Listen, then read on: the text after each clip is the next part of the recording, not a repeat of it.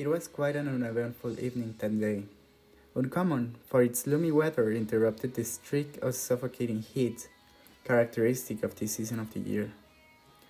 It was the cold colors of the day and its eventuality that made it seem like a day much similar to the ones that came before, that made it really hard to keep working. Looking in the window could have proven entertaining, had my view not been just a wall and a grey garden of concrete. Not even a fly would dare to come close, let alone a butterfly or even a moth. So, as the day went by, emotionless and sour, I felt my silent struggle appear again.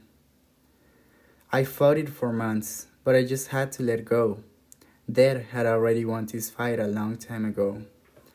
I swallowed the pills, and for a moment before the heat, I just thought about the value of life, how priceless and unappreciated it went, and how sometimes death took a long time to come, even after having claimed its victim.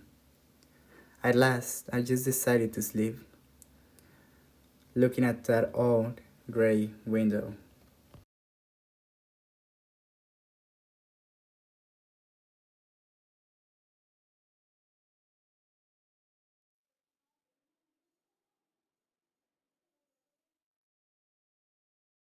Suddenly, something drew my attention. It was a moth. He was struggling in the window, flying from one corner to the other, like trying to get out of that compartment. He flew vigorously to one corner of his compartment, and after waiting there, a second flew across to the other. What remained for him to fly to the third corner and then to the fourth, that was all he could do. What he could do, he did. Watching him, it seemed as if a fiber ray thin but pure, of the enormous energy of the world had been thrust into his frail and diminutive body, as often as he crossed the pane. I could fancy that a thread of vital life became visible. He was little or nothing but alive. It flashed upon me that he was in difficulties. He could no longer raise himself. His legs struggled vainly, but as I stretched out a pencil, meaning to help him to write himself, it came over me that the failure and awkwardness were the approach of death. I laid the pencil down again. The legs agitated themselves once more. I looked as for the enemy against which he struggled. One could only watch the extraordinary efforts made by those tiny legs against an incoming doom which he could. I lifted the pencil again, useless though I knew it to be, but even as I did so, the unmistakable tokens of death showed themselves. The body relaxed and instantly grew stiff. The struggle was over. The insignificant little creature now knew death. Oh yes, he seemed to say, death is stronger than I am.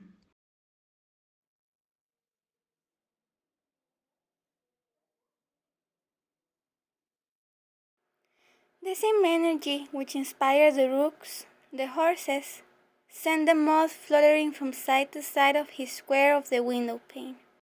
One could not help watching him, but mostly you might be scared. Moths cannot do harm to you, but they do be scary. There was something marvelous as well as pathetic about him. After a time, tired by his dancing apparently, he settled on the window ledge in the sun, and, the queer spectacle being at an end, I forgot about him. Then, looking up, my eye was caught by him. He was trying to resume his dancing, but seemed either so stiff or so awkward. Oh, yes, he seemed to say, death is stronger than I am.